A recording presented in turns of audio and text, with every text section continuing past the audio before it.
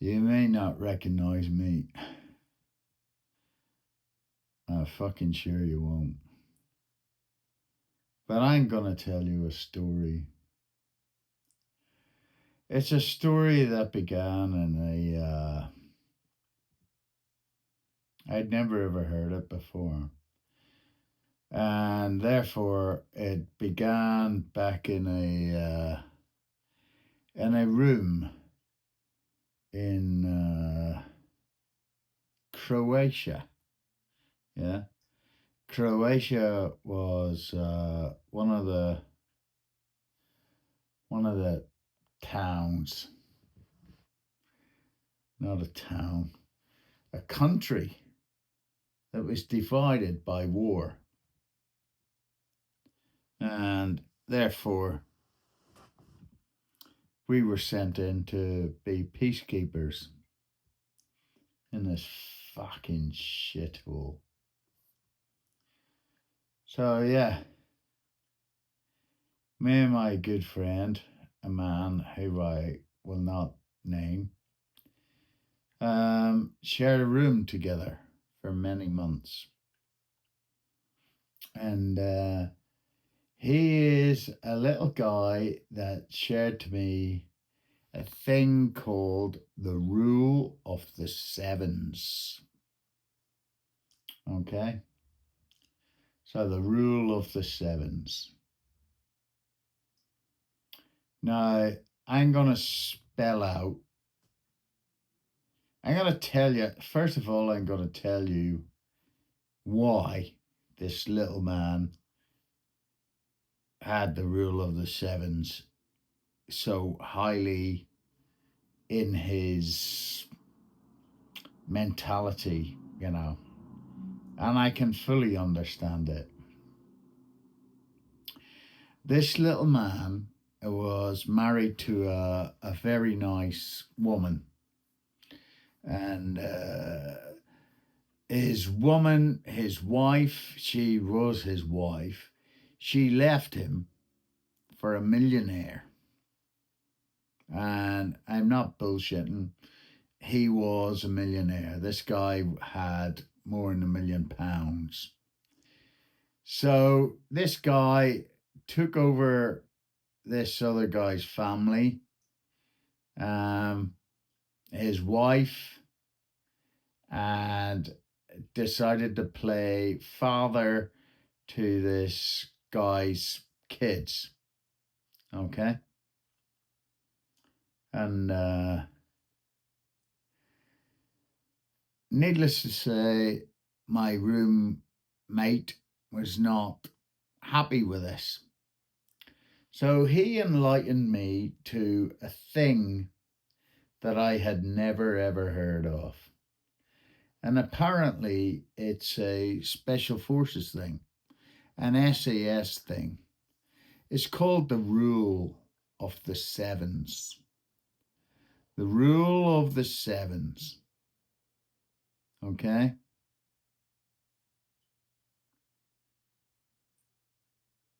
Rule of the sevens.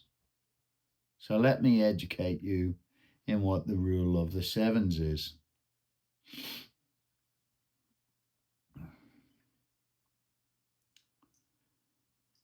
Obviously, 7 sounds important. So in the first year, you undergo something that has traumatized you to such a degree that you are really, really, really pissed off. Okay? To that end, you make a list of every person that has pissed you off during that period. Every person, every organization, everything. Do as much research as you want, but I'm pretty sure it's going to come down to an individual. So put that individual's details in a book or a letter or a piece of paper and record that. That is year number 1. Year number 7.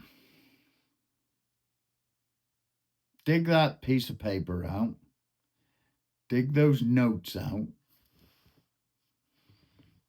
And look those items up and read them. Read them thoroughly and decide, do you really have an issue with this person?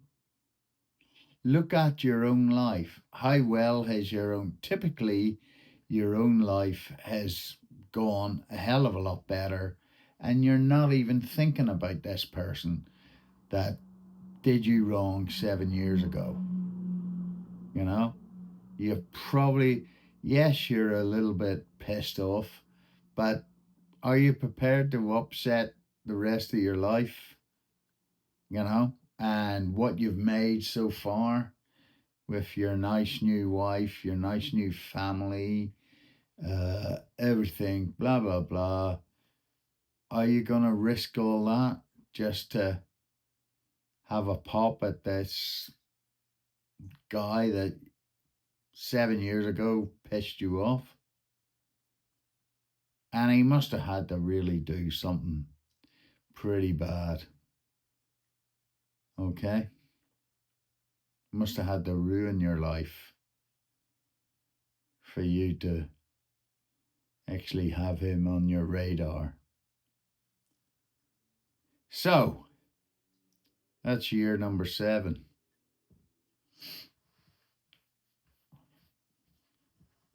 So, you get over year number 7 and you look at, and you still want to have a go at this guy. This guy he's done some really bad things to you and you are unforgiven. I'm not forgiving that guy for that. There's no way in the world. Let's move on to year number 14. So we're 14 years later, and that guy's still there. And he's still kicking around. He may have died. If you're lucky, he's died. And then you get to go and have a little party for yourself. Say, whoop, whoop. That's the end of my year of the 7s. But no, you're on year 14, so you're only 2/3 of the way through. So, yeah. This guy he hasn't died, and he's still living the dream with his princess, and he's being such an asshole, you know, because you have to watch him when you're coming up to year 14. You have to go and do some surveillance work. You have to see what he's still doing, see where he's working, see what his family life is like. Keep watching him, watching him, watching him, doing all the skills that you used to do when you were young in the day. And we're now talking 14 years. Right? So you reach 14 years and you've done all your research and you're pretty happy you know what to do in order to go and kill this guy. And you could probably get away with it, but there's a bit of, it's a bit dangerous at the 14-year point. So this is where the rule of the 7s comes in. You go to the +7. So we're at 14. Now we go to +21. So we're 21 years ahead. You're still watching the guy that you want to kill. And you're annoyed. This guy has done something seriously bad to you, and you are 21 years down the line where you're still watching him and you still think to yourself,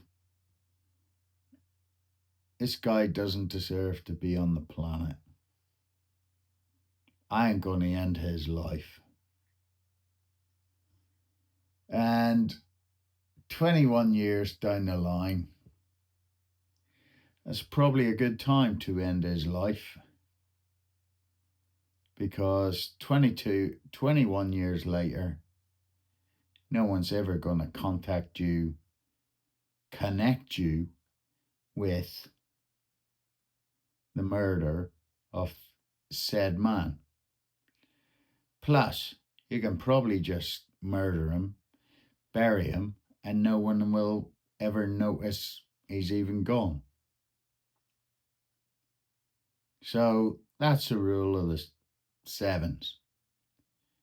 Reach a 21-year point. If you reach a 21-year point and you're so annoyed by this individual, then, he probably does deserve to die at your hand, in your mind. Anyway,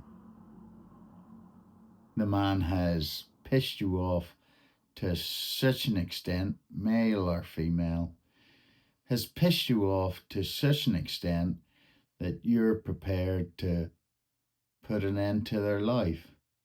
So go ahead. I'm not telling you to do it.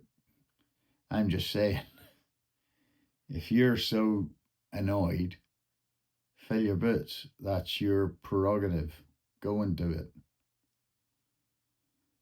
And you can finish them off, dig a hole, put them in it, and you probably will never ever be found out.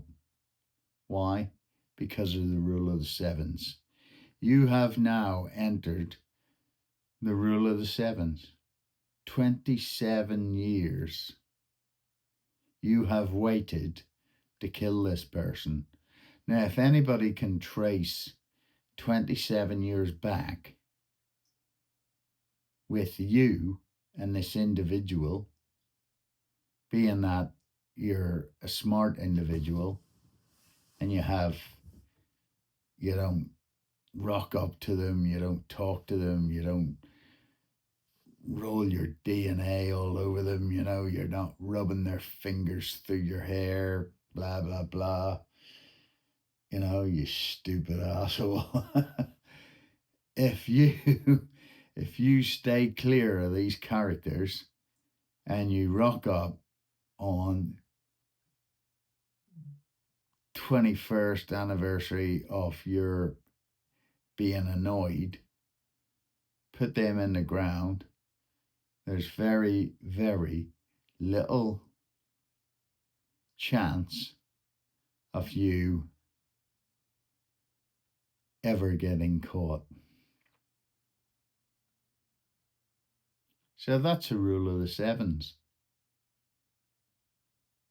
The rule of the sevens.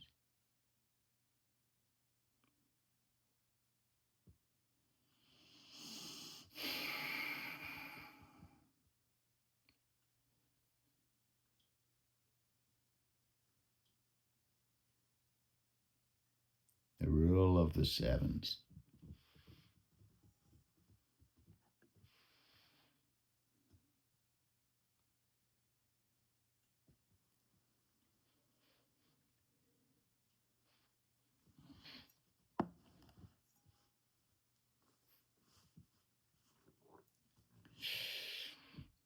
I've got a few people on the go for the rule of the sevens.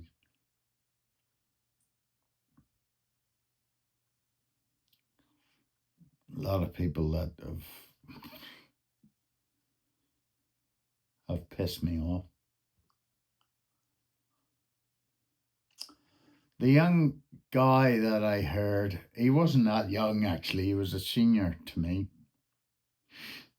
little guy. The young guy I heard the rule of the sevens from was my partner in Bosnia. We shared a room for many months, and he was one of the most gracious guys I've ever met. Honestly.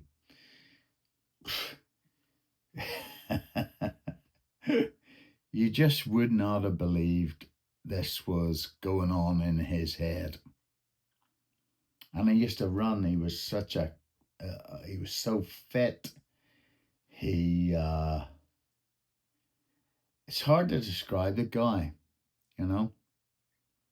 He used to tell me stories. He's told me stories about people that he actually knew. And this is how old, I felt really old when I was with him. He used to tell me stories about Vietnam and how American soldiers that he lived with told him stories of when they were about to, if they had a bad lieutenant or captain or whatever, whoever was commanding them, and their captain lieutenant was really not up to the job, and he hadn't got a clue what was going on, they would roll a grenade into his tent, and rather than them all die under his command, they blew him up. So that's something for you young officers to think about in the British Army. Yeah, we probably haven't reached that stage, but I'm pretty sure when it comes to combat, guys would rather be led by lions than lambs, and would probably just rather see you disappear than be led to their death. So anyway, that was one of his stories. And then he told me about the rule of the sevens. And the rule of the sevens, I'm not going to divulge what his story was behind it. It's quite an interesting story, actually. And he told me to look out for a particular individual in the news, because the man was a millionaire. And it had something to do with the stealing of his wife by this millionaire. And he said, just watch the news. He said, I'm quite close. He said he was on the 14th, which is 2/3 in, isn't it? So he said he was at 2/3 in, and he said, keep an eye out for the ending. Because the idea about the rule of the sevens is, by the time you're 20 odd years in, you've run out of you've run out of hatred, and you've calmed down, and you really don't want to go ahead with, well, murder, do you? Most people don't. So it's an act of passion, typically, by that time your active passion is it's run out, and you're just there sucking on your own teat.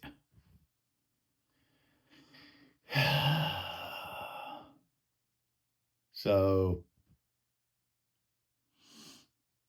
so yeah. However, the rule of sevens does give rise to the thing that you can pre-plan it.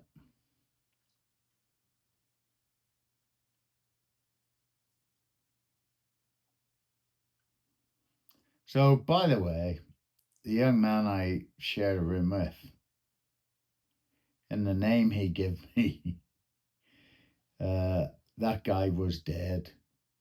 That guy was dead within several months of his expected death date due to the rule of the sevens. So, yeah.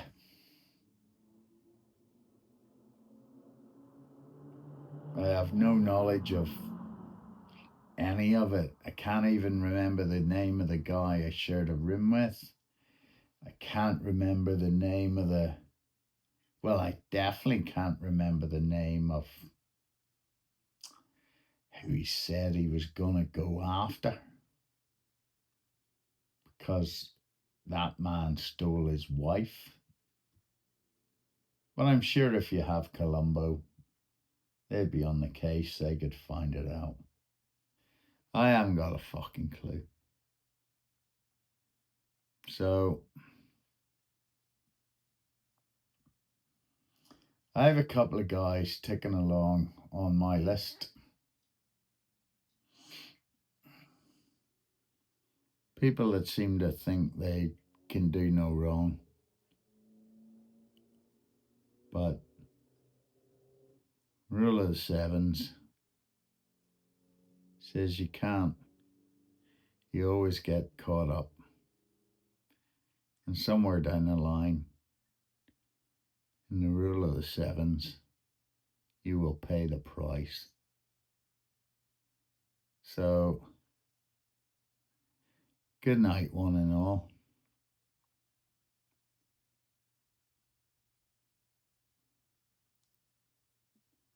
Never forget the rule of the sevens.